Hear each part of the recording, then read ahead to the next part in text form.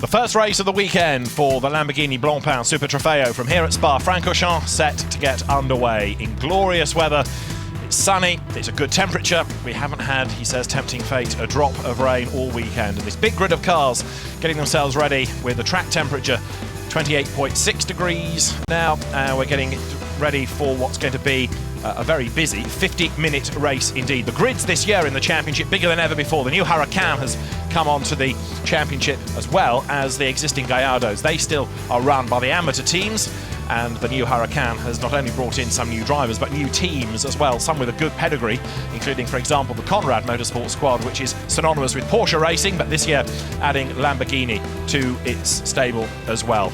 In the championship, Patrick Kujala has been the man to beat. 5 wins out of 6 races, and he's got a clear 20-point cushion in the championship over Sergio Campana and Fabrizio Crestani, with winners last time out at Paul Ricard, Roman Mavronov and Daniel Zampieri next in the title race.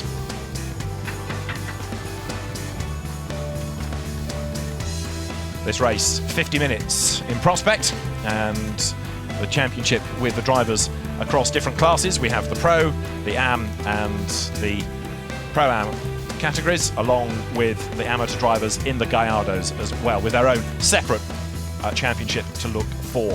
50 minutes, mandatory pit stops, and we will have, of course, in some cases, driver changes. In others, it's going to be the one driver that will do the whole race, and that, in a sense, has been part of Patrick Kujala's success, because he knows that his car's going to be able to run at the same pace throughout the race. He doesn't have to give it over to anybody else who might be slower, might make a mistake, and so there's that continuity, really, of the lap times within the car.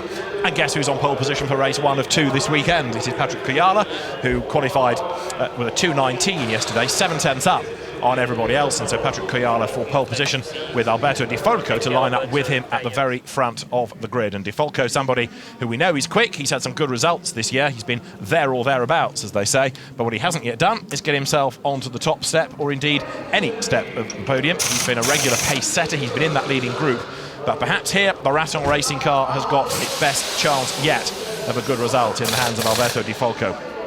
He lines up there on the outside of the front row. It's a rolling start, of course, in the Lamborghini Blancpain Super Trofeo. Alberto Di Folco, former single-seater racer, came out of Formula Renault racing in the Alps, the NEC Championship as well, and then moved into the Lamborghini Series, and he was the Pro-Am class champion last year. So for Alberto Di Folco, it's certainly been a successful move away from single-seater racing cars into sports cars. He will line up on the outside of the front row of the grid. But can he stop Patrick Kujala? Can anybody stop Kujala? Let's hear from him on the grid with OJ Borg. Patrick, a dominating performance to get onto the pole position. So quick, this car. Yeah, the team has done a great job. Thanks for my mechanic, my engineer. The car feels very good to drive, and hopefully we can manage to win the race and show everyone the good job that we have done. And just talk me through the last race at the Paul Ricard, because that was the race that didn't go to plan for you. Yeah, I had a tire puncture. It's motor racing, things happen, so yeah, today hopefully fingers crossed that nothing of those things happen and we can have a clear race. And when you've had a setback like that, when you've been so dominant in this series, how much do you want to set it right again in the next race?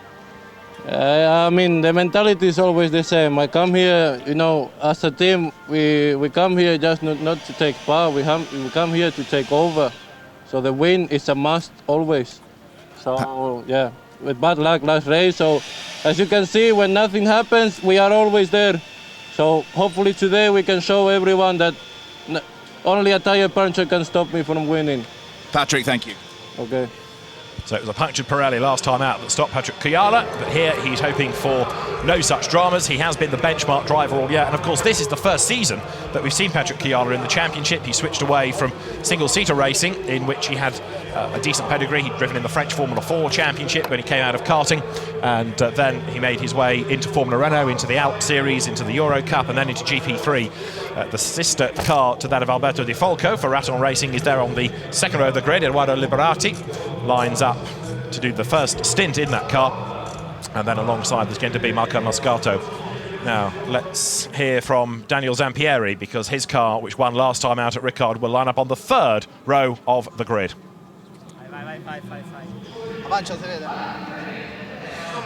Daniel, a fantastic performance last time out. Not so good this time with the qualification. Yeah, it's true. we saw from yesterday that you have some problem. We try to fit. And now it's important to don't lose the gap from the first, because now we just have to race to the end. So we work hard to improve. And it was a great race though at the Paul Ricard for you and your teammate. Yeah, it was a great race. We were really fast. Now we are thinking about, because here we are not faster like that like last time. Now it's important to understand where to improve step by step, and that's all. I believe now that we can do a good race, because we changed something into the setup. We found some problem. Now we will see. Thank you very much. Bye. Thank you. So Daniel Zampieri will do the second stint in that car, and it'll be fascinating to see what progress he has to make, in a sense, because he's quicker than Roman Mavlanov. Mavlanov is not slow. He's been successful in other GT categories like the International GT Open. They won that last year, but when he has a quick co-driver, it's always perhaps tempting to suggest that a lot of that success is down to Zampieri. But Mavlanov has to stay in that group. He's got to be with the leaders. He can't afford to lose too much time, but it always works to have your quicker driver in that second stint, because if there's a safety car, then you don't want a slower driver there, because he can't respond on the restart. In the championship, we've talked about Patrick Kiala being the overall leader. He, of course, has the advantage, therefore, in the Pro Cup, where he is now 20 points ahead of Crestani and Campana. There's the Pro-Am category, which is headed by Kelvin Snooks and Mikko Eskilinen. Kelvin was busy racing at Zandvoort a couple of weeks ago in the Dutch Supercar Challenge. In a Corvette of all things, so switching from big car to big car. And then there's the AM Cup as well, which is being headed by Shota Abkazava. Now, he's been successful this year as well, Abkazava, and he's had a couple of class wins. One came at Monza, one came at Silverstone. In the AM class, and that's the Huracan AM, if you like. And then there's the Gallardo amateur class, and that is headed by Karina Lima and Andrea Palmer. Well, they've had 3 class wins ahead of Cyril Lima, and then you've got Andros Josefsson, who is third in that championship. But for this weekend, he is with a new co-driver. Sorry, I tell you a lie. He stands down in favour of a new co-driver. David Perel takes over alongside Ricardo Vera, who is the regular driver in that car. The South African driver David Perel joins the championship this weekend. The lure of Spa attracts people from all over the world, not only for the 24 hours, but for the Lamborghini Blancpain Super Trofeo as well. So for the support races, we have busy grids as ever. And presiding over all of this is Stefan Winkelmann, the CEO of Lamborghini. Let's hear from him now. Stefan, it seems that whenever the Lamborghinis are out, the sun comes out. Yeah, I hope so. It's wonderful to be here, because this is one of the most challenging Formula One circuits, and to have more than 30 cars again on the Super Trofeo grid is really something we are very proud of. And how do you think the Lamborghinis, the Huracan, will deal with this famous circuit here in Belgium? It's our first time, so for the Huracan, at least for the Super Trofeo. But what I saw in comparison to other one-make race series, we are going very, very fast. Thank you very much, Stefan. You're welcome. Well, the championship certainly has come on apace this year, and not only is it the first time that the Lamborghini Blancpain Super Trofeo has run here for the Huracan, but of course it's the first time that we'll see the Huracan in the Blancpain Endurance Series for the Spa 24 Hours here this weekend as well. So there's an awful lot of Lamborghini presence around the paddock, not only in terms of this enormous grid that we have with 33 cars set to do battle, even more on the entry list. 1 or 2 in fact hit problems early on in the weekend, but it's going to be for certain a very dramatic race indeed. The grid is formed then, it's going to be a rolling start as ever, and then of course there'll be the pit window between 20 and 30 minutes to let the mandatory stops unfold, with everybody having to make the stops at the same time. So they're not, if you like, natural pit stops, they are done to a control, and that's to even out the single and the 2 driver entries. The grid now being cleared then, and there with the distinctive gold livery, the Rasson racing car of Alberto Di Folco that lines up on the outside of the front row, the Conrad liveried cars. Conrad colours, almost a livery in itself these days, recognisable, the 2-tone blue and white. There 22 lines up on the grid, which is the Montes brothers from Veloso Motorsport, Eugenio and Sergio. Eugenio Montes will start, and just looking slightly out of sequence on the second row of the grid, the car of Eduardo Liberati then, slightly out of echelon, perhaps suggesting his intent for the first lap down towards La Source, which is to try and carve his way through the front row drivers. 30-second ball prepared. the safety car, the pace car as it is, will lead them away. And then at the end of the rolling start lap, the warming up lap, we will be in business. Race 1 of 2. Patrick Kujala determined to get back to that winning streak that he had at the start of the season when he was absolutely invincible. But it's going to be a very busy race this, with battles all the way through the 4 classes that we have. There's a reasonable spread these days of the soloists compared to the 2 driver entries. But where do you go to find anybody that's going to be able to beat Patrick Kujala? Well, last time it was really a tyre rather than the opposition that bettered him. The cars accelerate away from the line now, up towards La Source. And Patrick Kujala it is then that will head the pack down towards Eau Rouge in a moment. As away from the grid there goes Christoph Lenz with the Sportec Motorsport car. Christoph Lenz, who at the start of the season was a shared drive, but now doing it on his own. So he gets more track time. Former Swiss Porsche Cup Championship racer.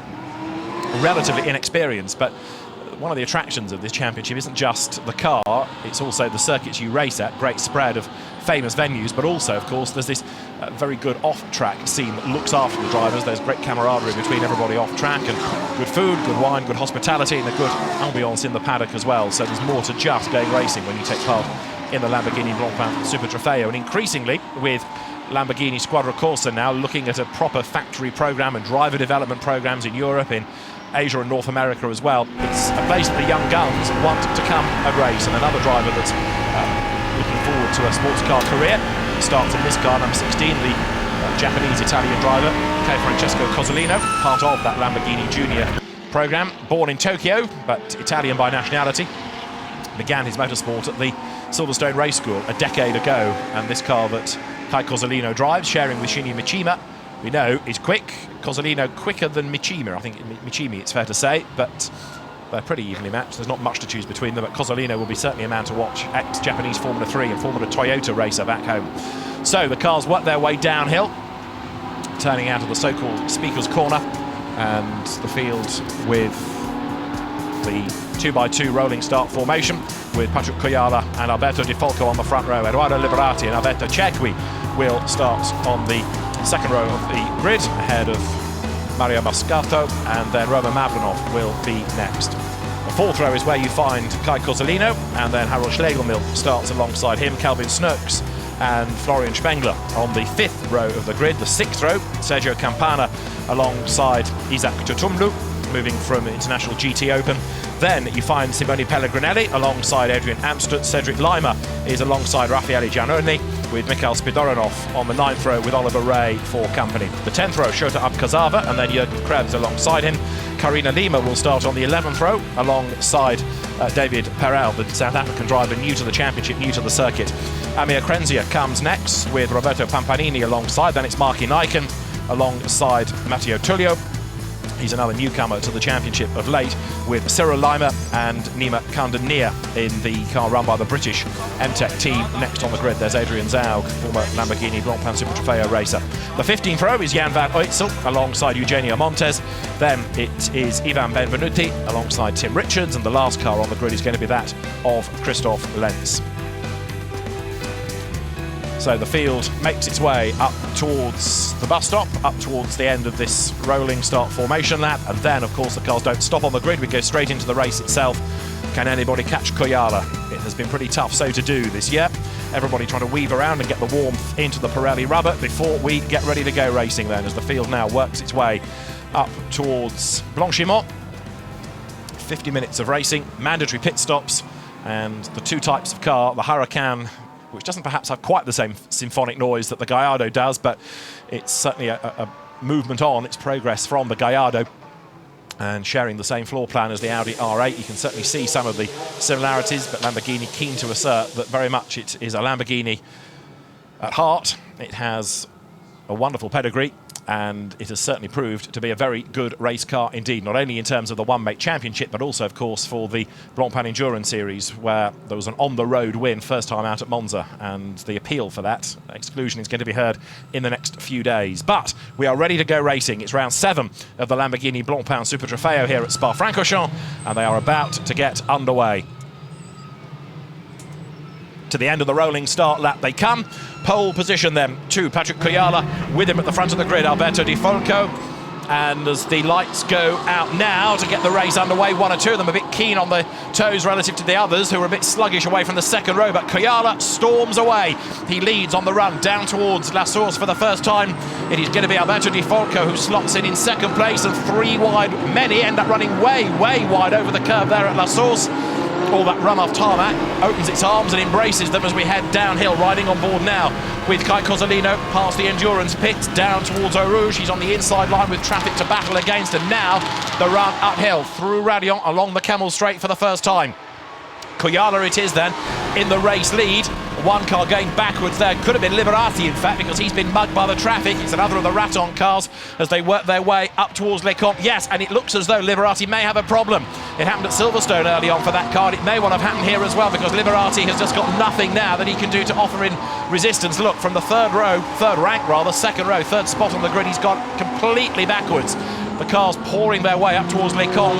The Gallardo's busy battling with some of the slower Hurricanes. This huge field spread all around the circuit already as they work their way out of Les Comps for the first time. But Patrick Koyala, head down, cold tyres, first lap, heavy fuel load. He's getting away with, in second spot then, the chasing car in the hands of Alberto Di Folco. And the gap is widening all the while between the top two, because already Di Folco is having to think about keeping the traffic stacked up behind him. But Liberati, who comes into view in the gold Raton racing car, plunging down the order, may not even do more than a lap in this race. Happened at Silverstone with problems right at the very start, and it looks like it's happened again here, so big frustration.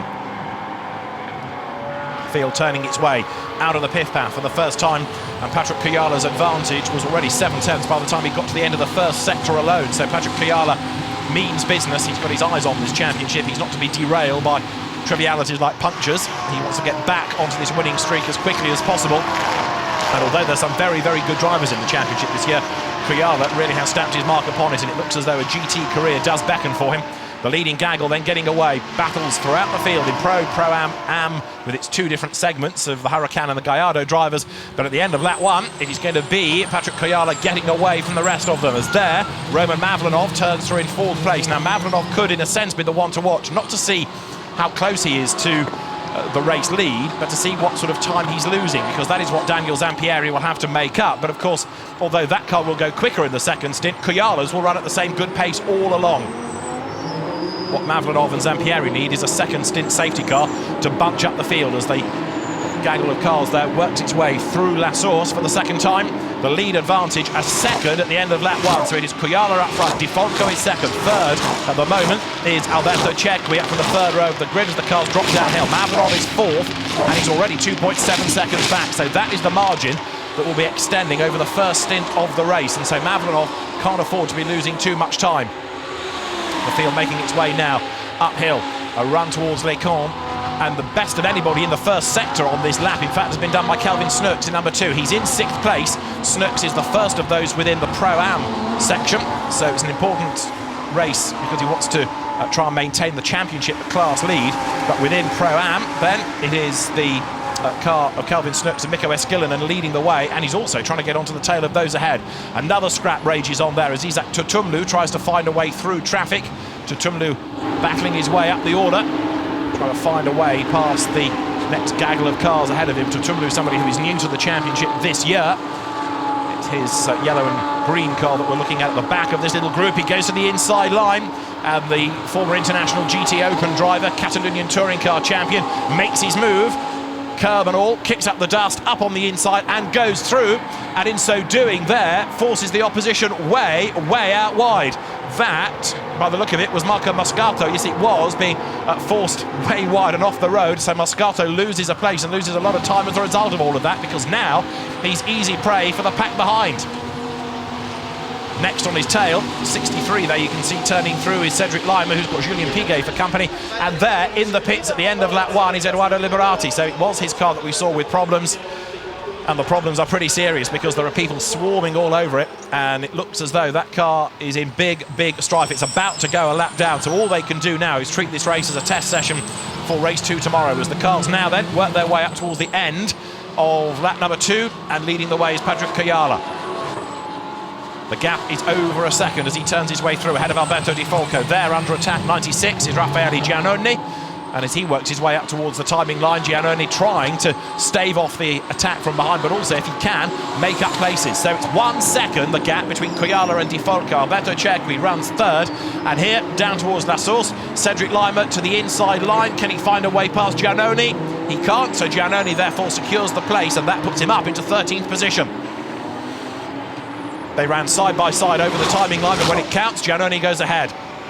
Behind them is Adrian Amstutz in the two-tone blue and white Conrad run car. Franz Conrad, former Formula 3 champion himself, but now runs a very good operation in endurance racing in Porsche Super Cup, Carrera Cup Deutschland, and now this year he's moved in with a good Pro-Am combination of drivers to the Lamborghini Blancpain Super Trofeo, and Adrian Amstutz then tries to work his way up on the inside in the blue and turquoise car, to no avail. For the moment at least, Cedric Lima fends him off, and Tim Richards has had a spin coming out of the bus stop.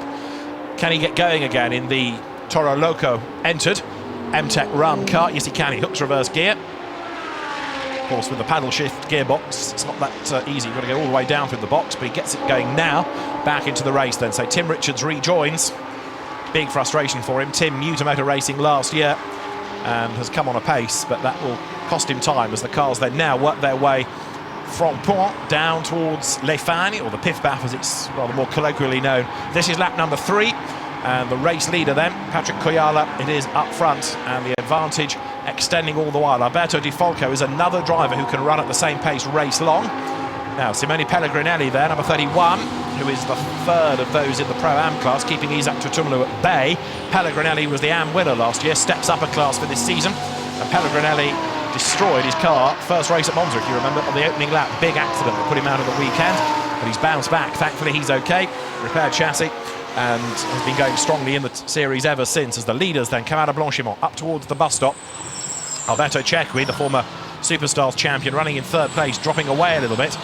But he and his co-driver Giacomo Barri, again, part of that Lamborghini Young Driver programme. Very, very wide indeed there.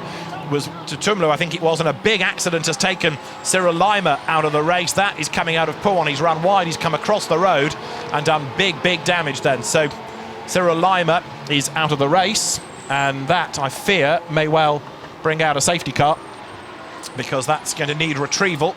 We'll see. The yellow flags are being waved, the boards are prepared. We've nothing yet on the message line, but there are the boards around the circuit, so we have a yellow flag zone and a battered car that's going to need retrieval. So turn 12 is under a yellow flag.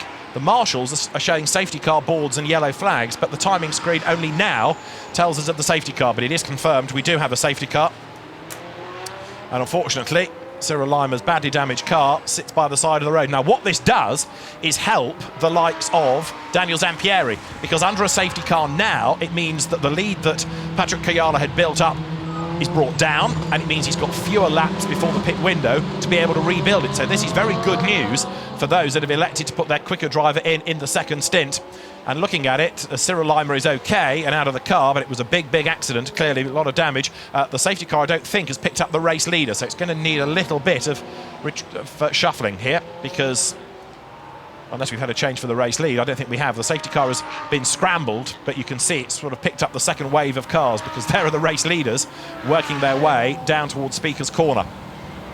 So the safety car scrambled, but as I say, it might now take a lap or two to sort out the correct order and get the right car behind the safety car.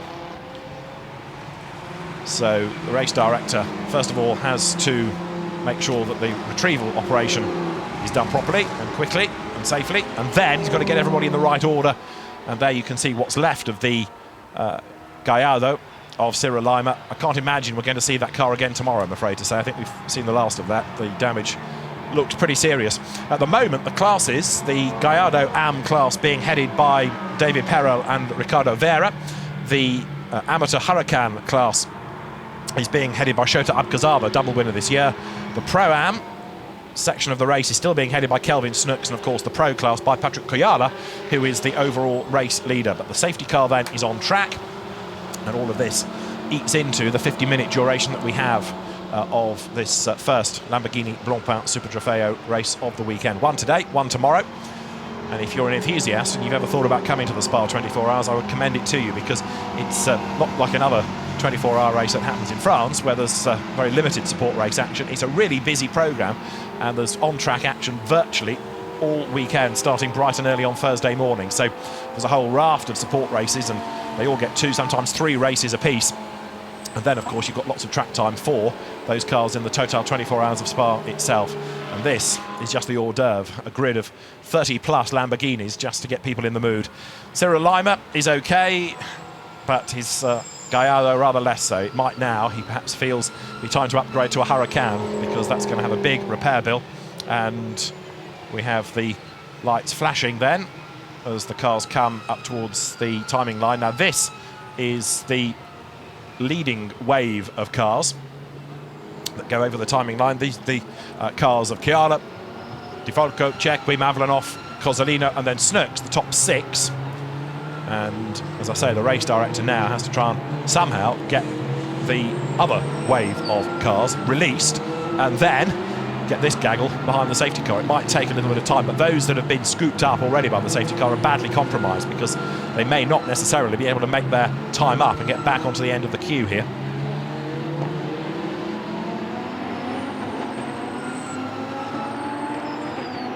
This has the makings, therefore, of being a safety car period for a few laps.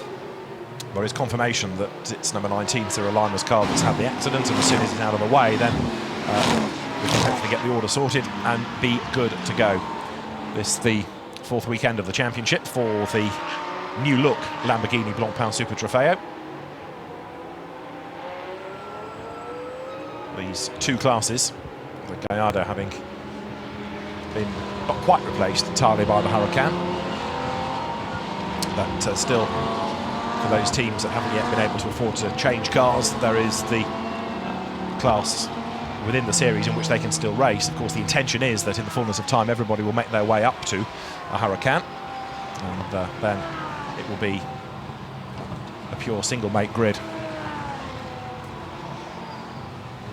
So we're behind the safety car here at Spa, and at the moment Patrick Coyala, the race leader, is looking for the safety car itself. He can see the boards, he can see the flags, but he's not yet found the safety car, and that's one of the reasons why the safety car period is being extended, because we need to get everybody in the right order and into one crocodile, one long file of cars.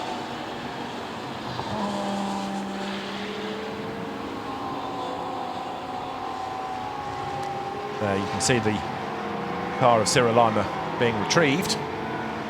So Coyala still leading the way, Alberto Di Folco running in 2nd place, and then you've got Alberto Cecchi 3rd. He's another part of the Lamborghini Young Driver programme. Alberto Cecchi, who's come out of Superstars, the Italian, now I think it's defunct sadly, V8 touring car series that was pretty spectacular in its short life. It's a good racing. Alberto Cecchi, who's also raced in Italian GT, Carrera Cup Italy, and the World Touring Car Championship on occasions as well. So Cecchi, somebody with plenty of circuit knowledge. Now there you can see the safety car waving the stragglers by, and it is now ready to pick up the leader. So they've done the right thing, they've let the traffic go, but hopefully now the safety car will be out there ready to pick up the race leaders and then get everybody into one long line and then release them. So what this does of course mean is that people need to be careful when they go through the incident zone. But here Patrick Coyala is going to be getting pretty grumpy about life, because he's only 6 minutes away from the pit window opening, and it could be that we're still, if not in the safety car period, when only just back into green flag live conditions by the time we get there. And so the lead that he has is going to be nothing at all, and it's going to be fascinating in the second part of this race to see whether he'll be able to pull away, or whether Daniel Zampieri, for example, is going to be able to stay with him. So here they come over the timing line, and now finally Patrick Coyala sees the safety car. He will be frustrated, but equally he knows that he's got the pace to be able to try to extend that advantage on the restart. Coyala, run by Bonaldi Motorsport, that has proved to be one of the top teams in this championship now for many, many years. And the Bonaldi team runs a good car, has lots and lots of Lamborghini experience as well. It's been a key part of the championship for many, many seasons now. Downhill they run. We are on lap 6 here at Spa-Francorchamps. The annual visit of the Lamborghini Blancpain Super Trofeo to Spa, and the cars now work their way uphill.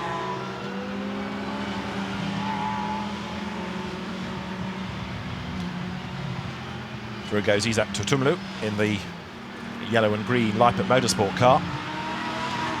this is how the order is at the moment, with Patrick Cuyala the leader. Ignore the gaps because they are obviously different when you've got the safety car out. They're all pretty tiny gaps, dependent on whether people are staying in the queue or just getting some cool air into the front. Alberto Di Folco runs second, Alberto Cecchi is third, fourth is Roman Mavlanov, fifth is Kai Cozzolino, and then in sixth place it is Kelvin Snooks. In seventh is Harold Schlegelmilch. In eighth place is Sergio Campana. Ninth is Florian Spengler. And then to round out the top 10, it is Isaac Tutumlu ahead of Simone Pellegrinelli. And then in 12th place at the moment, it is Marco Moscato starting in Loris Spinelli's car. The drivers you've got there, not all the starting driver, but the first driver out of the entry list rather than the actual start driver for the race itself. So safety car deployed is the most recent message. No confirmation of when it will come in. Back into the race, incidentally, albeit 2 laps down, has gone Edoardo Liberati. We caught a glimpse of the car a while ago being waved past the safety car. Liberati then on track, and what they're trying to do now is treat this as a test session and try and make sure that that car's dramas, we know not yet what they were, are cured, ready for race 2 tomorrow morning. And also to try and make sure that they can get to the bottom of the problem so it doesn't affect the sister car of Alberto Di Folco. But it does look as though the Liberati Patrick Niederhauser entry has had the worst luck this year. Right, I think Cyril Limer's car is now on the back of the flatbed. Drivers getting ready for the pit stops, which are not that far away. And so as the recovery vehicle makes its way off the track, a very slow safety car period now has enabled everybody to bunch up behind and have a look at the damage. For the moment, try to forget how many thousands of euros that will be, because there's a lot of rear damage, there's a bit of front damage as well. And there's not only the bodywork, there's the suspension, and then there's the bits underneath it you can't see at all. So it's quite a big bill and a long repair job, that, and everybody looking at it thinking, oh, no, that's not our car. Does mean, I think, that we've seen the last of that for the weekend. It might be that the team is able to work miracles overnight, the ex-Technology Swiss R&D ex-Bionic Racing team entry, but I fear that it's going to be damaged beyond repair, that car. It's disappointing. Safety car remains on track. We're only about 2.5 minutes, give or take, off this pit window opening, so one more lap behind the safety car and we'll be heading into the pit window, and everybody will, I suspect, take the opportunity to pit early, because you're going to lose less time while the cars are under these caution conditions. The Antonelli team looks on, so really now it is a case of waiting for that recovery vehicle to be off track before the cars are released. When we get to that point, then we will go racing once more. Patrick Cuyala slows the pack as he comes out of Blanchimont, backs away from the safety car, hoping that if it does peel in this time, he's going to be able to go racing. But the lights still flash atop the safety car, so no opportunity yet to go racing, because only when the lights go out will we have the safety car into the pit lane. The fans' cameras at the ready are awaiting the restart just as keenly as the drivers are. But as I say, this is now going to take us towards the pit window. Over the line they come. Everybody is bunched back up again.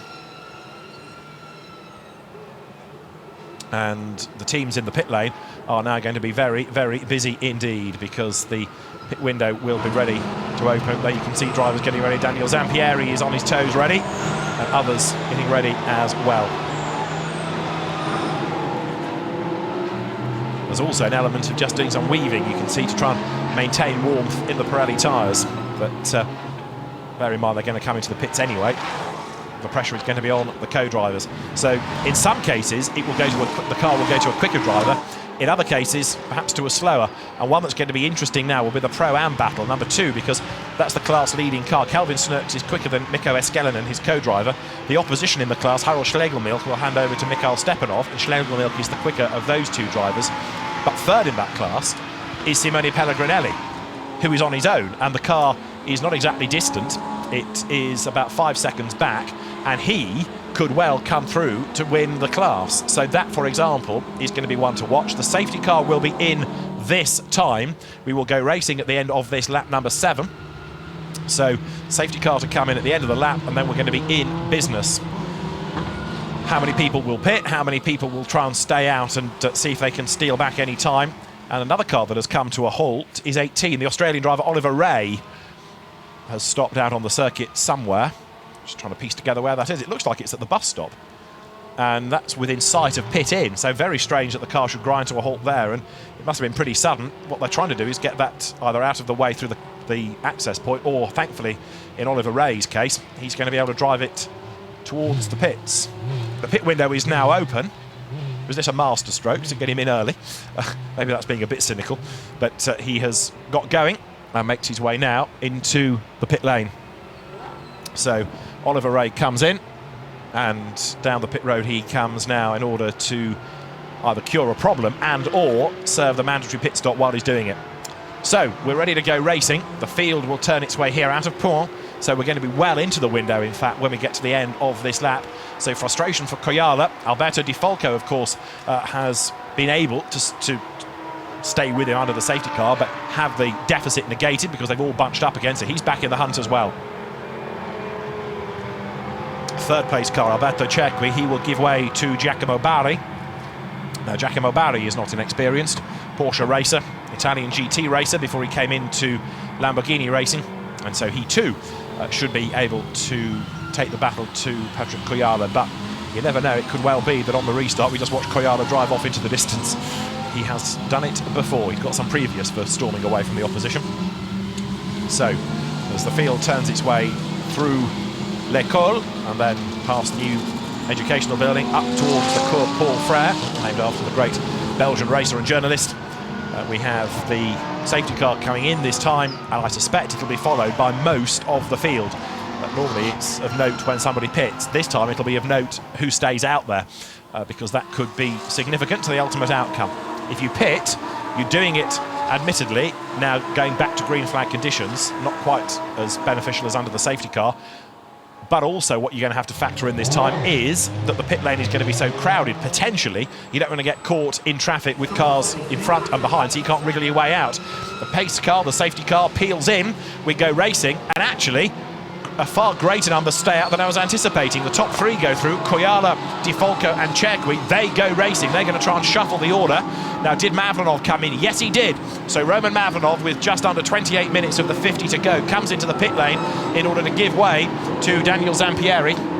The field then making its way down towards La Source, and this long line of cars coming down the pit lane. They've actually had to follow into the pits the safety car as well, so that was less than ideal as well. Koyala then back on his toes, trying to build up the advantage. Out gets Roman Mavlanov, in will get Daniel Zampieri. And last year's International GT Open champions, new to this championship this year, the Campana Crestani car in as well. Second in the championship, Fabrizio Crestani will take over, and Koyala leads the way, but going with him is Alberto Di Folco as the cars work their way now up towards L'École. Green flags wave as the field now works its way through the right, the left, the right of L'École. Koyala then, on this, the 8th lap of the race it is, who leads the way. And there you've got the battles lower down amongst the AMs, both in terms of the Gallardos and the AM class Huracan drivers. The order shuffled already. 5 ready to go at the end of the allotted time. Daniel Zampieri ready to go. Don't forget that if your pit stop is too short, then you have to come back in and serve a stop-go in order to make up that deficit, and that's caught people out in the past as well. And it's not just the stationary time there for the pit stop, it's the drive time, it's the cumulative time of in, stop and drive out. That is what makes up the pit stop time that they are given. 32 is Patrick Koyala. This is the race leader, and he works his way through with 26 minutes of the race still to go, trying here to get away from Alberto Di Folco, and then in third place is Alberto Cerqui. Calvin Snurks up into fourth place. Now Snurks staying out there before he hands over to his slower co-driver, so too Harold Schlegelmilch. So the Pro-Am class battle not yet affected by pit stops. You can see the way that Koyala is getting away though. First sector he pulled out a 10th, second sector another 10th, so he's getting away. But of course he will have to serve a pit stop, and what this has done is enable Mavlanov to come in, having barely any gap in real terms between himself and the race leading car. So they work their way now then up through the bus stop once again to the end of the lap. It was 0.8 of a second last time between Koyala and Di Folco, but that of course was when the safety car had just peeled off. Car 96 is under investigation for its pit stop. That's Raffaele Giannoni, so 96 under investigation. And Raffaele Giannoni turning his way at the moment on track, but with this pit stop investigation hanging over him. Kelvin Snurks goes through. He's running in fourth place overall in the Mad Croc liveried car. More for the pits than we've had this time, with in having come Shota Abkazava, in also having come 99, which is Mikhail Spidoronov, and also in has come 34 now, which is another of the Gallardos, David Perel, to give way to Ricardo Vera. So Patrick Kuyala leads by a second at the moment, and chasing after him remains Alberto Di Folco, but all of a sudden Kelvin Snooks has just done the best first sector of anybody in the race thus far. You're looking at the Kai Cozzolino Shinichima car, and that has made its pit stop and therefore dropped down the order. 24 is in, as you can see, and that is the Gallardo of now Jan van Uytsel, giving way to Raf Vleugels. That will rejoin the race, admittedly down the order, the DVB Racing car, the Belgian team. And of course, home race for the two Belgian drivers, therefore. Kuyala, in the meantime, trying to get away from the opposition. And Snooks is still pushing hard in that fourth spot, trying to maintain his class lead. It's a second, at least, in the first sector between the two leaders, but the gap is just creeping up, sector by sector by sector, as Patrick Kuyala gets away from Alberto Di Folco.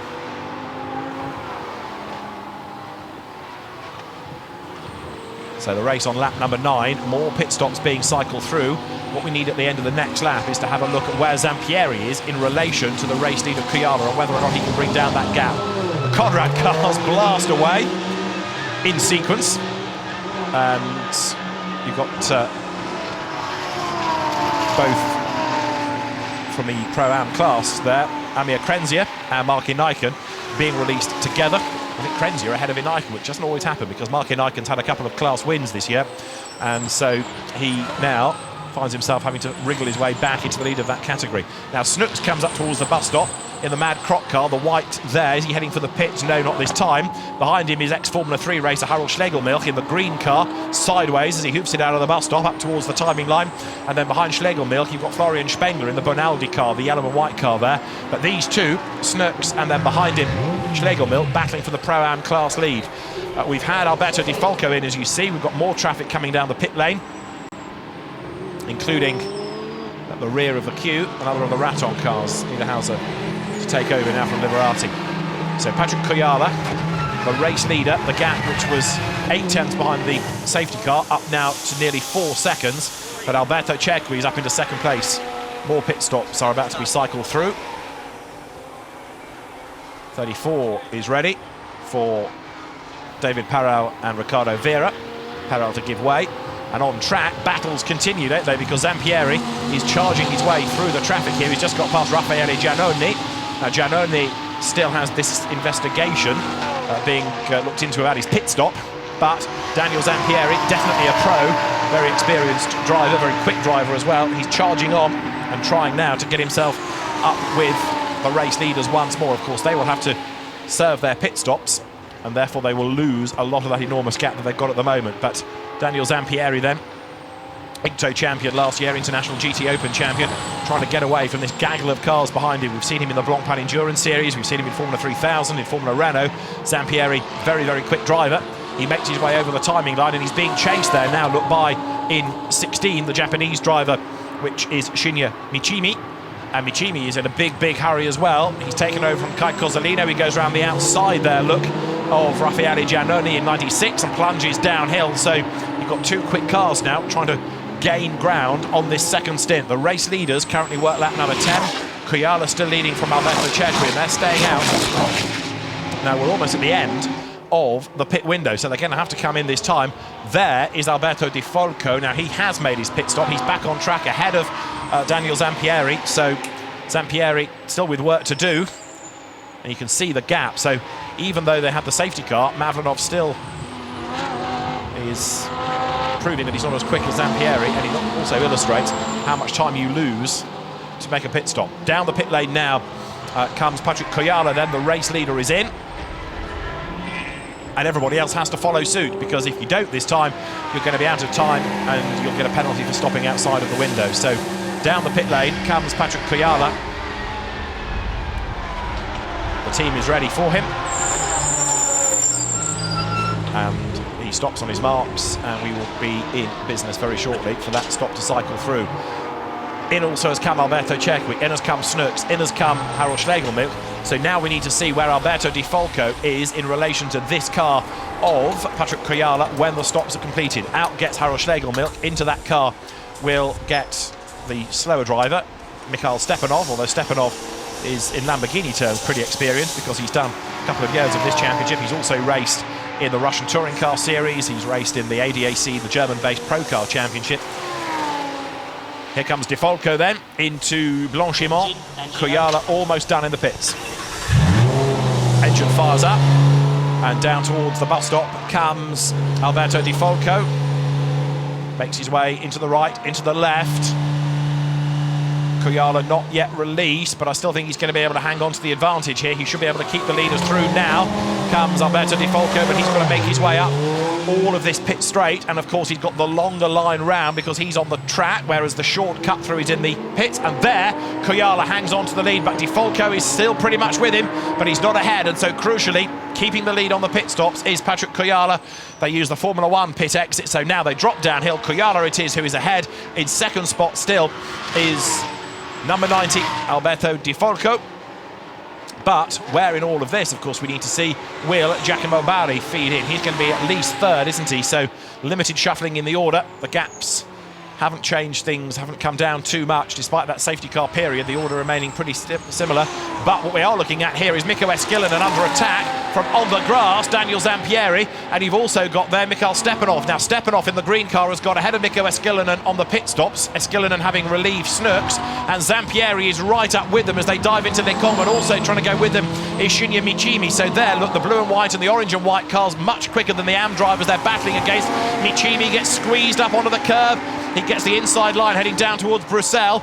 This should be his chance to gain the place. He'll break later than Mikko Esquilinen can do, and he goes through. So Shinya Michimi then takes over the place. Ahead of him, though, Zampieri through and gone. So Daniel Zampieri carving his way through the traffic. He's got 18 more minutes of the race to go. He's way wide coming through Speaker's Corner there up onto the curbing. Drops downhill towards Pouan. And number 96, Raffaele Giannoni, gets a stop-go penalty of 5 seconds for too short a pit stop. So it's a stop-go penalty for 96. The stop-and-go penalty given because the pit stop time that he served was not the regulation time. And as there, look, going through up on the inside to move himself ahead of Mikhail Stepanov goes Loris Spinelli. That's another car moving up the order. Spinelli then taking over from Marco Moscato, and in fact, by the look of it, Stepanov is going to go backwards yet further because now Fabrizio Crestani arrives on his tail. And also Jesse Antela is there as well. Now the Pro-Am standings you're looking at have all changed since that capture was done because Stepanov has managed to work his way past Esquilinen, and the other one to keep an eye to in all of this is going to be Spinelli, having taken over from Marco Moscato because he is right there as well. Jesse Antela is also catching. He's in a Pro Class car. The yellow and green comes out of Blanchiment. Jesse Antela having taken over from Isaac Tutumlu as they break now for the bus stop. So at the end of the next lap, we'll see what the new standings are because it's all been shuffling around on the pit stops, and now you've got different pace of driver in the cars, so it's going to have an effect. And there's one heading for the pit lane. That should be Giannoni to serve the stop and go. Kujala then is leading by a second from Alberto Di Folco. Giacomo Bari is third. Fourth is Florian Spengler. Now he's really served a bonus on the pit stop. Fifth is Daniel Zampieri, and sixth is Shinya Michimi. There is 78. That is Mikhail Stepanov, and he has dropped a long way back now within the Pro-Am class. So it did seem to work for the Pro-Ams at least to get the stop done early when the window opened. Not necessarily affecting things in the Pro category too much. If anything, it affected those because it dropped some of the drivers into the slower cars, into the traffic. It was a 5-second stop-go for Raffaele Giannoni, but now he's stalled it, so he's given himself perhaps a 10-second stop-go because more time lost there. The silver car of Simone Pellegrinelli, I predicted pre-pit stop, was going to be one to watch in the second stint, and here he is, working his way up the order. He's about to get third in class as he goes through up on the inside. He's moved himself now past Mikhail Stepanov. So Stepanov is dropping down, and Pellegrinelli has just gained 2 places on that run. He's also got past Shota Abkazava as well, but that's in a different class. Up front in the Pro category, Kujala is leading by over a second from Di Folco. As there, look, there's contact because being squeezed up onto the curb was Adrian Amstutz, and that in turn has forced out wide Mikhail Stepanov, and he's lost 2 places in all of that because while they were squabbling, others were able to duck through on the inside. So drama for Stepanov. The AMs, not, I'm afraid, being quite so conscious of traffic around them. So Stepanov keen not to lose any more places. Let's have another look at it. Up the inside comes the Conrad car in the hands of Adrian Amstutz. He got squeezed up onto the curb, didn't he? And as he got back onto the road, they rubbed. Both of them ran wide. And so nipping through up on the inside, Julien Piguet there in Cedric Limer's car to gain the place. 15 minutes remain. Patrick Kuyala is getting away now. That margin is extending all the time as they work their way right and then left through the bus stop, heading up past the pits. And have we got the safety car out again? We have the safety car deployed for the second time. Now, why is that? We haven't seen an incident that would require it, but there is a car stranded by the side of the road. Is that Michimi? And if it is, he's had a big lose coming up Radion, because that's facing the wrong way, coming onto the Kemmel Straight, and he's backed it into the barrier, so that car certainly will need retrieval.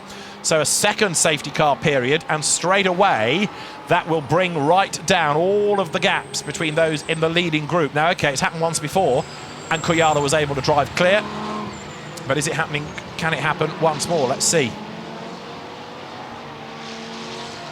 It's been a big off, hasn't it been that? Because look, you can see there's debris on the road, and it's again a situation of a car having gone from one side of the road to the other, because you can see grass all across the track. And I'm just waiting for confirmation. Is it 16 or is it 18, in fact, that's gone off the road again? So that's the Oliver Ray car. Apologies. Peering into the distance. It is now Jacopo Faccioni who took over from Oliver Ray, and that is the car that has gone off the track. So the medical team there, I think the driver is out, but just to make sure he's okay. So you can see this time the leader has been collected. Everybody is bunched up. So Patrick Kuyala leads. The gold car second, Alberto Di Folco. In third place should be Giacomo Bari, having taken over from Alberto Cerqui there. And everybody will bunch up behind. We've got 13 minutes on the clock still. And now, with this safety car period, how long is this going to be? 5, 6 minutes perhaps?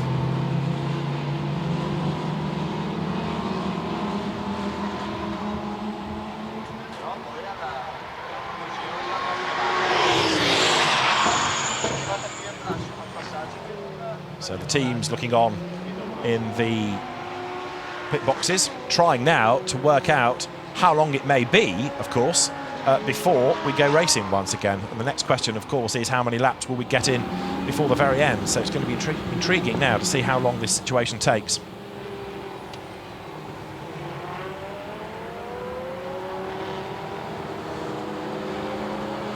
So it is Jacopo Faccioni then who is off. How badly damaged that car is, hard to see. Apologies that we haven't got the vision of the incident, but what we can legitimately surmise is that it was a big off, because you don't have a small one at that part of the circuit. And if you get it wrong coming out of Eau Rouge, which is seemingly what happened, and the car's run wide and then swapped ends, it may have hit the barrier on one side and bounced across as well. So I suspect there's quite a bit of damage, and it's conceivable that there's a rather shaken driver as well.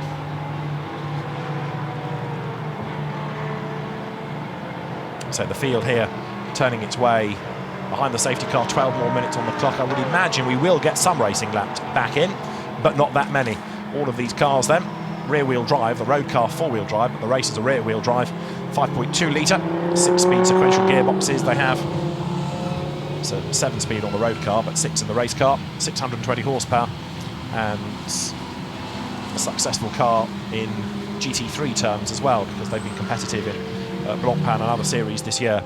So bits of Lamborghini are scooped up, and the track itself needs clearing, never mind the surroundings. The flatbed is there ready to scoop up Jacopo Faccioni's car. So 2 pretty badly damaged cars that we've ended up with in this race, and whether or not we're going to see them back on track tomorrow, pass.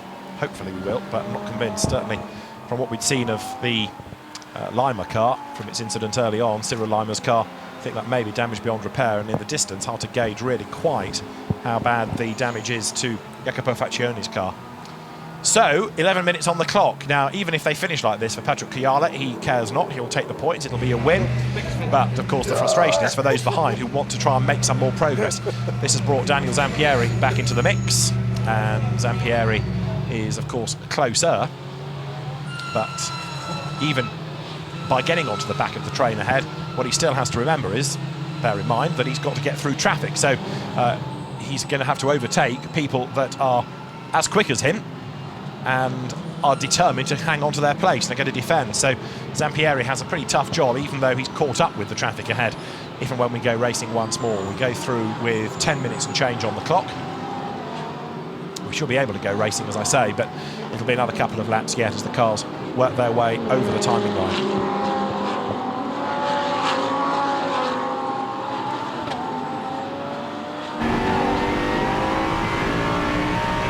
On board with Shinya Michimi.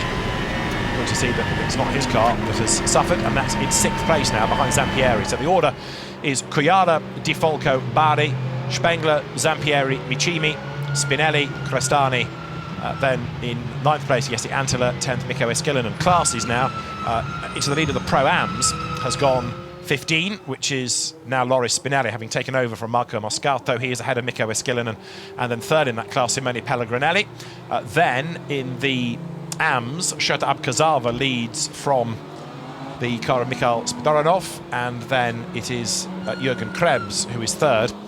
And of the other cars, the Gallardos, their battle is currently being headed by the Bonaldi run car of David Perel. Sorry, I tell you what, he's just lost out when the safety car came out to Ivan Benvenuti with his Imperiali racing car. 2nd is Ricardo Vera and David Perel, and then 3rd in that class now it is Andrea Palmer, having taken over from Karina Lima. So 8.5 minutes, give or take, but the flatbed is there, and at least now Jacopo Faccioni's car is on the back of it, so it should be able to be removed pretty swiftly. Is it going to have to go the right way around the circuit, or can they quickly scoot that out of the way and go the wrong way back down the circuit? Because, of course, the cars are all in one line. We'll see what the race director allows them to do to get that recovery down as fast as possible. So, an incident coming out of Eau Rouge was the reason that we had that safety car period. And although we're not at the end of it yet, the recovery operation is just about done. So hopefully it won't be long now before we go back to racing once more. Speed quickening a little bit as they come down through Pouhon. Drivers don't want to sit too close to the car ahead because they're just going to overheat. There you can see quite a bit of rear damage done to Faccioni's car. And although they have overnight to work on it, it might be that there's too much damage hidden underneath that car. So it could be, as it peels off the circuit, that is the last of the Vincenzo Sospiri Racing entry. Vincenzo himself, a good racing driver in his time, sadly never got the real opportunity in Formula 1 that he should have had, but in recent years has concentrated on running cars in a variety of championships. In at the end of this lap will come the safety car, so we will go back to racing this time around, and we have got 7 minutes of the race still to go. Koyala then slows them all down, stacks everybody up behind him.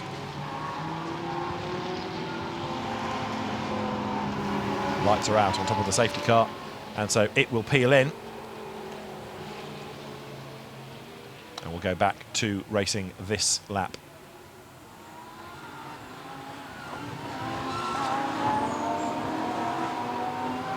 There's one car there, slow and getting out of the way and letting people go by. Now, in theory, you can't overtake behind the safety car, but if somebody slows right down and looking as though that car's got a problem, then what can you do? So everybody has gone past. Hard to identify which one it was, but we'll double check in a moment. I suspect it will come into the pits, and the way it's keeping offline suggests that its race could be done. However, let's go racing. 6 minutes and change are on the clock. Green flags fly around the circuit. We're back running. Patrick Criala leads the way, but let's see if anybody not just can go with him, but can make places up behind. Having dropped back a bit third is Giacomo Bari. It is Crestani's car that is falling down the order, as there Michimi gets himself ahead of Daniel Zampieri. That wasn't in the game plan, was it? Shinya Michimi, the Japanese driver, through on the inside, and now he sets off in pursuit of Florian Spengler in the Bonaldi car, so that was a really brave move. Michimi through up the inside, and Zampieri was anticipating to be making, not losing places. Out of Eau Rouge they come, using all of the curb. Green lights on all around the lap to say you can go racing once again. And Shinya Michimi knows exactly that is the case. He's already gained 1 place, so he's up now into 5th, and he's closing on Florian Spengler as well as they work their way towards Les Combes. There is Simone Pellegrinelli on the outside line, trying to get himself now up past Mikko Eskelinen. That's for 2nd within the Pro-Am class battle. That class being led at the moment by Loris Spinelli in number 15, and they've got a chance of being able to catch up to him. There is Jesse Antela then, as the Finnish driver for Lippert Motorsports in the Pro class turns his way through Bruxelles. Jesse Antela currently running in 8th place. Leaders in the meantime head downhill, and Koyala has done it again. He's driven away from the rest. It doesn't seem to matter what happens in a race. He's able to respond, and there, very disappointing, almost within sight of the checkered flag, only a few minutes before the end. The Team Lazarus car of Sergio Campana, Fabrizio Crestani out of the race, and I fear this is when Lazarus does not rise again. That is out of the race, and of course significant because they came into the race 2nd in the championship. Under attack there is in 78 the car, that's Shota Abkazava. Julien Piguet tucked up behind him, and another good fight here is still Mikko Eskelinen keeping at bay Simone Pellegrinelli, and then Abkazava a class leader. Piguet is in the Pro-Am category. Abkazava is an Am, so he could afford to let him go and keep out of trouble. And Julien Piguet is in a big hurry to try to go with that class opposition just a little bit further up the road. Julien Piguet making a rare appearance in the championship, former French F3 racer. And there Michimi up the inside and absolutely dive bombs the opposition coming into the bus stop. Zampieri tried to go with him, and that's why he's in strife, and the one they got past was Florian Spengler, and Spengler couldn't turn into the bus stop because he had Michimi up the inside. There was nowhere for him to turn. Shinya Michimi gains the place then. He's ahead of Spengler. I think out of all of that, Zampieri has lost out but tries to fight back as they dive down towards the corner, because ahead of him now has also gone Loris Spinelli, and in the mix is Jesse Antela, who gets a little bit of a shoulder buff out to one side, and so he's off the road and comes back on again. But Zampieri, who measured his braking against Shinya Michimi's, really lost out there because he almost went up the escape road as well. A real sort out at the bus stop, and what that has served to do, as I say, is give Shinya Michimi a place, but also suggest to others that you shouldn't always match your braking against those ahead. So Koyala leading by 1.3 seconds. We've got 3 minutes on the clock. It'll be this lap and one more, I would suspect, looking at where they are on the track at the moment. And Eskelinen on the inside is defending still from Pellegrinelli on the outside as they work their way up towards Les Combes, and Pellegrinelli goes through. That gives him 2nd in class. That's 2nd in Pro-Am now. They make their way out of Les Combes, but now Mikko Eskelinen is under attack from Julien Piguet because he is right there as well. Down they come towards Bruxelles, and as they work their way through that right-hander, Julien Piguet in the black car looks for a way past Mikko Eskelinen, but to no avail. Eskelinen is able to fend him off for the moment. Mikko, who came into this series out of the Spanish GT Championship, and with Kelvin Snooks has had a good run within the championship this season. Now up front, Patrick Koyala is getting away there. Look further down the order, 33 Florian Spengler for Bernaldi turns his way through, and Daniel Zampieri still wants a way past him. It will be the last lap at the end of this, so there's one more lap to run at the end of this as the cars now turn their way through the pit path and then onto Les Combes. Up to the Cours Paul Frere they come, and this is Shinya Michimi's view.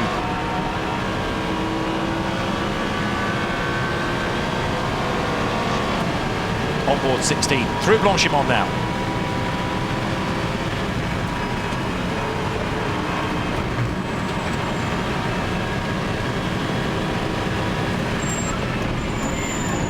Down through the gears, 2nd into the bus stop, swing it right, then swing left. Back on the power, but not too soon, otherwise the back will break away. You can see all the dead flies splattered on the windscreen. And over the timing line, onto the last lap goes Patrick Koyala, his advantage of 1.7 seconds now over Alberto Di Folco. There's been another change lower down as well, because Adrian Amstutz has continued his progress up the order. He's now into the top 12. But as the leaders work their way uphill for the last time, it's going to be seemingly 6 out of 7 as far as Patrick Koyala is concerned, because he's back to his winning ways and in style as well here. Up to Les Combes, the last lap of the race, 2 safety car periods, and he's combated both perfectly. He's built the gap again on the restart. And so as the cars funnel their way through Les Combes, the real disappointment has been Daniel Zampieri, because not only has he not gone forward, he's in danger of losing another place. He's down in 7th spot now, and if anything, it looks like it could be 8th, because there, right with him, is Jesse Antila, and he's looking for a way by, as now, round the outside for 3rd place, tries to go Shinya Michimi. Giacomo Barri leans on him a little bit, but this for the last place on the podium is not done yet. Battle on as they go through Speaker's Corner. Together they run, and this is Michimi's view, and he has proved to be a revelation.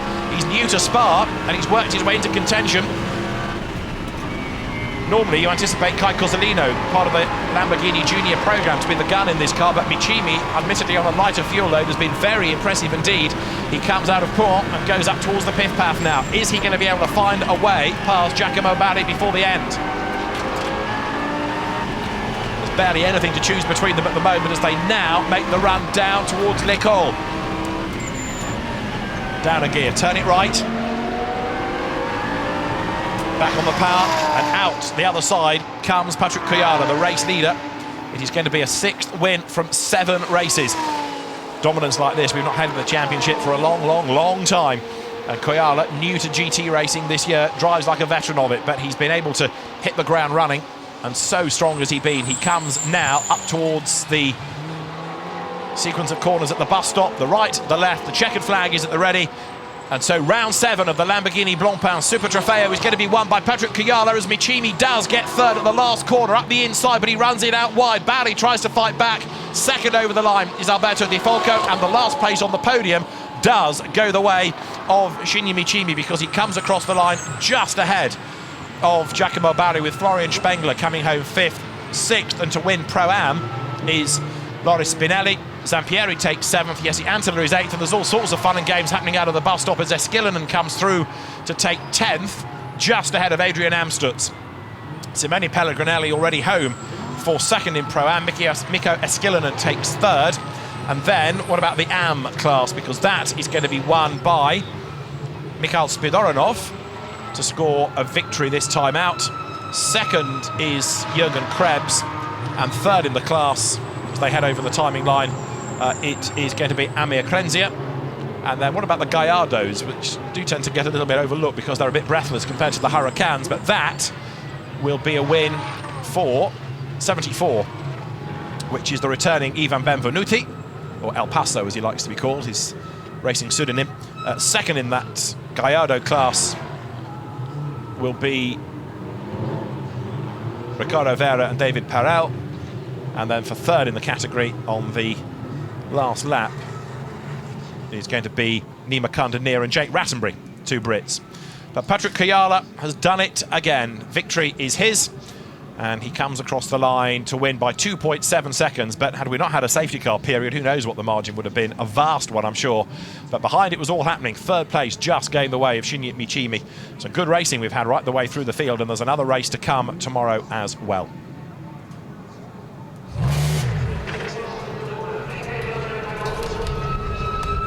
So a very, very happy Alberto Di Folco takes 2nd place. And that for Alberto is his best of the season. First time he's been on the podium, in fact, so a big weight off his mind. That finally he's proved he can do it. Granted, he's not got the pace yet of Patrick Kuyala, but after the disappointments of earlier races, that's a big step forward. So a good result, a relief that for sure for Alberto Di Folco, coming through, as I say, to take 2nd position. But for Patrick Kuyala, it's another win, and 6 out of 7 makes it a remarkable season for him. Top 3 in the 4 classes, all congregating then at the foot of the podium. Come into the F1 pits and then up the pit lane the wrong way, so they can quickly get the drivers down for the podium. But Patrick Kuyala it is who scores the win, and we'll get a chance in a moment, I'm sure, to hear from a very happy race winner, back to his winning ways. All the dramas of Paul Ricard and the punctured tyre put behind him. So Kuyala, Di Folco, and then the shared car, the first of the shared cars, don't forget, of Shinya Michimi and Kai Cozzolino for 3rd position.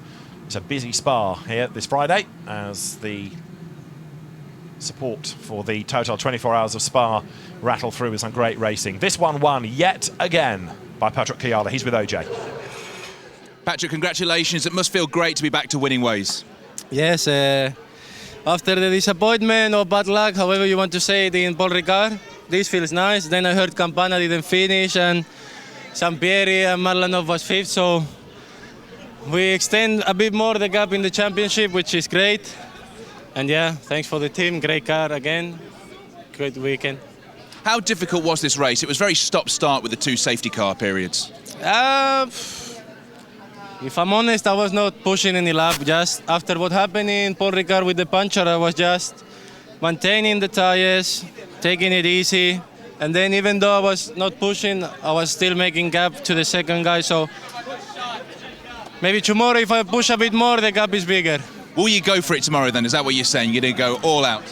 Yes, like every race. I'm not here to take part, I'm here to take over, like I said before. So hopefully tomorrow we can win. Thank you very much, Patrick. Thank you. The confidence is there, the ambition is there. He's not just here to race, he's here to win and to win this championship. And so as Patrick Criala makes his way now up towards the podium, he has proved yet again that not only is he having a great season in these cars, but that a GT career is ahead of him.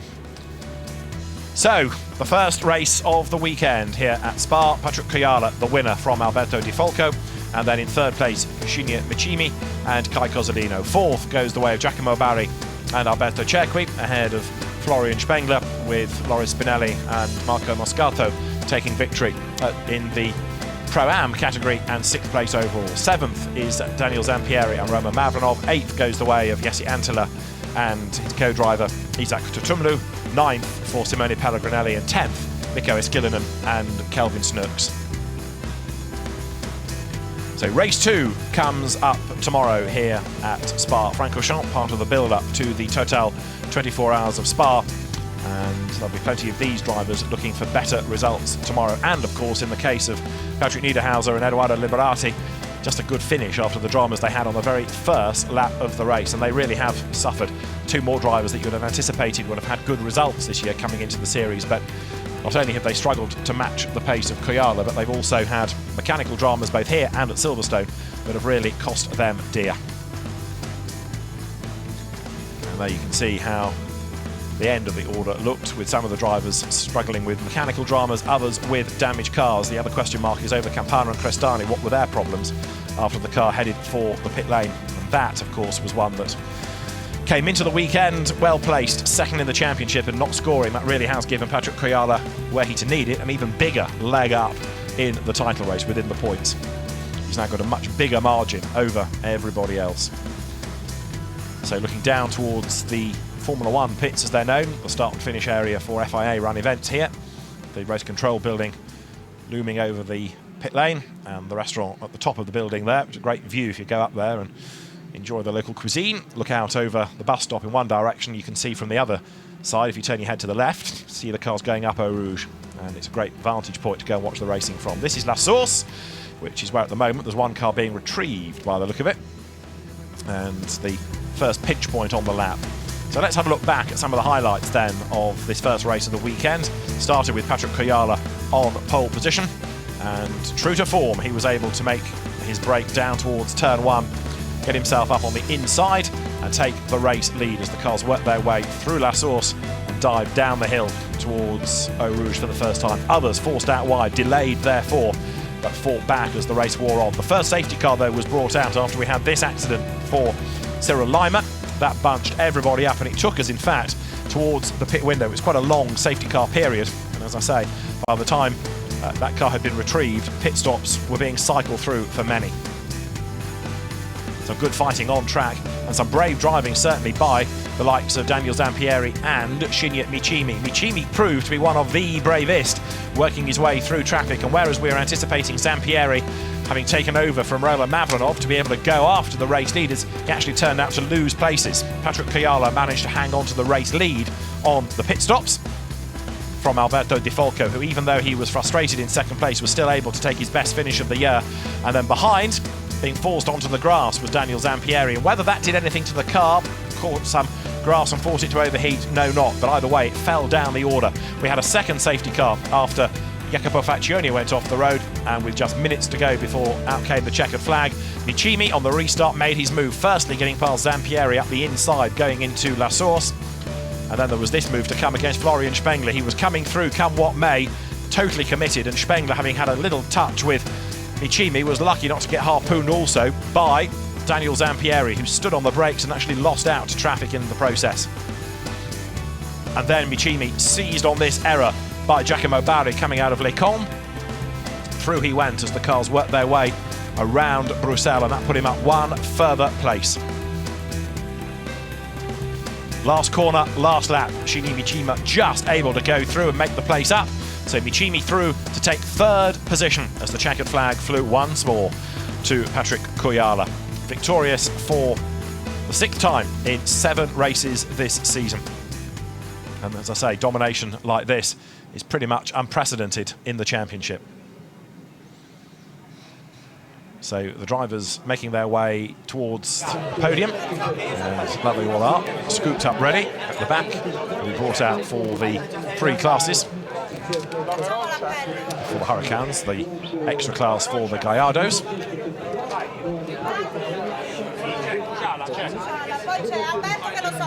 So as soon as the officials are ready, then the drivers will be ushered forward. Everybody at the moment, feels like half the grid is up there, busy discussing their races. Well, there's quite a lot for some of them to discuss, with 2 safety car periods, lots and lots of overtaking, lots of shuffling in the order. The championship these days being run in-house by the dedicated motorsport department of Lamborghini Squadron Corsa, and it certainly has taken a big step forward over the last couple of years. This championship with bigger grids, more competitive racing, a real mix of drivers, and the championship now very, very strong indeed for what was initially considered perhaps the poor relation of some of the one-make GT categories, and really only the preserve of the gentleman racers. Well, far from it now. It is certainly a place that young drivers want to come and race.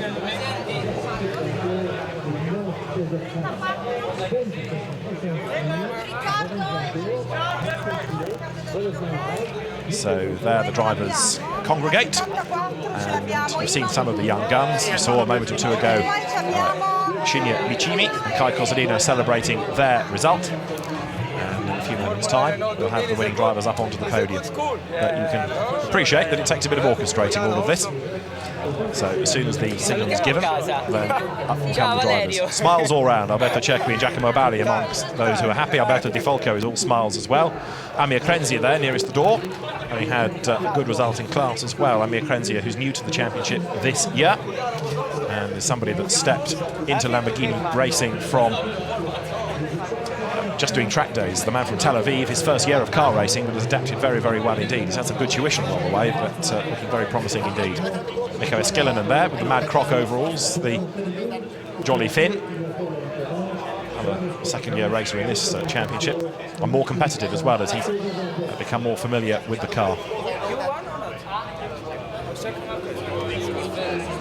So very shortly, the drivers, I should say, will step forward, make their way up to the relevant steps of the podium. For some of them, it's a rare opportunity to be up there because it's been such a competitive season.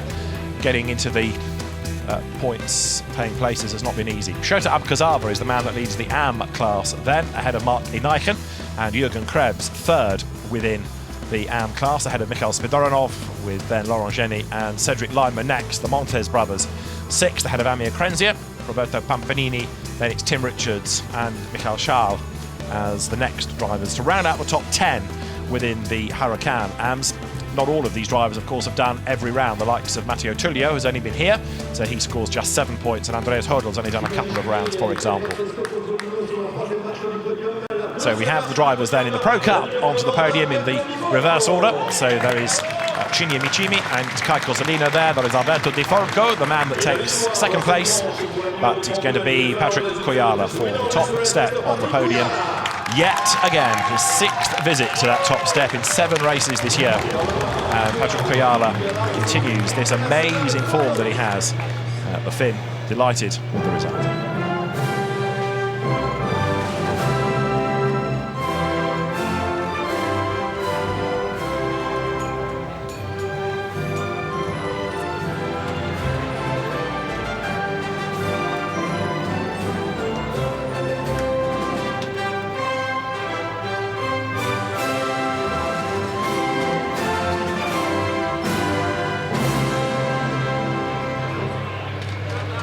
Patrick Kujala then. The national anthem is played, and once more he will receive the awards as the race winner.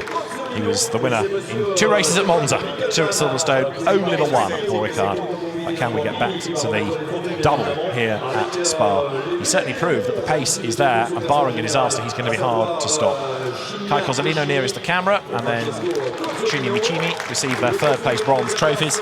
To Alberto Di Falco, his first trophy of the year. It's a silver trophy, but it's a podium finish, and that's important for him. And then for the top step of the podium, Patrick Kujala once again receives the Lamborghini trophy. Pirelli, the tyre suppliers, Blancpain, the official sponsor, also provide awards in this championship. And for Patrick Kujala, there is the Pirelli Winners' Trophy. Rather spectacular piece of artwork. And from Blancpain, there is yet another clock. And these are worth a lot of money. And I'll tell you, Patrick Kujala is racking them up all the time this year. At some point, eBay is going to be worth a look. So Patrick Kujala is the man who yet again scores a victory in the Lamborghini Blancpain Super Trofeo. The drivers all get together for the photographs. And those are the top 3 finishers overall, as well, of course, as in the Pro Cup. And for them now, it's playtime. Serious business done for today. And Patrick Kujala, in fairly modest, laid-back fashion, it must be said, celebrates with a little spray of the champagne and a big, big drink of it as well. But the real frustration for everybody else is that he's making it look so easy this year. He talks about how hard he's pushing, he talks about how the races are going. Patrick Kujala then increases the advantage now, 33 points within the Pro Cup alone over Sergio Campana and Fabrizio Crestani. Kai Cozzolino and Shinya Michimi take a good result, bringing them within 3 points now of the runners-up place. Roman Mavlanov and Daniel Zampieri, frustrating race for them ahead of Spengler, Liberati and Niederhauser, just don't ask, and then Giacomo Bari and Alberto Cerqui in the end falling back into 4th position. Alberto Di Falco getting proper points in that race ahead of Isaac Tutumlu, the absent Gerhard Verlaza, and then Jesse Antila rounding out those that have scored within the Pro Cup. Well, there in Pro-Am, Mikko Eskelinen at the far end. Next to him is the Dutchman Calvin Snooks. Simone Pellegrinelli will make his way onto the podium. Last year's AM winner, 2nd here today in Pro-Am. And the top step of the podium will go to Marco Moscato and to Loris Spinelli as well, because they are the winners for the first time this year within Pro-Am. That has proved to be a very competitive class. And there is more to come tomorrow, that is for sure, because the second race is going to be just as, if not more, entertaining than this. Tomorrow's race gets underway at 11:35 local time. Join us for that. For now, from Spa, from OJ Borg in the pits and David Addison trackside, it's bye-bye.